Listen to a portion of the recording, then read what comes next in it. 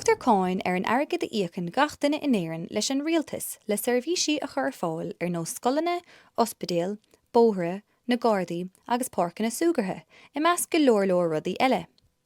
Fáin an rialtas an cháin seo ar go leor slite.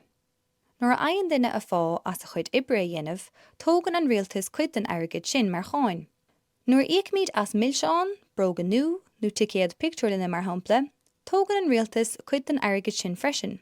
Íochtar cáin ar go leor rudaí eile chomá, an bhótar cháin a íochtar ar cháirne agus an cháin mhaoine a íochtar ar thithe. Íocann gnólachtaí agus cólachtaí cáin leis an rialtas freisin.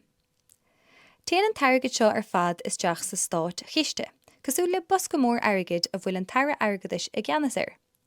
An trá seo bliana gach blian, déanann an tara agus na daoine atá ag obair leis cinntií móra faoin tlí is fearr leis an airgid ar fad a chathamh. Tá an tara airgidis sa Dáil inniu agus na cinntií seo á bhógart aige.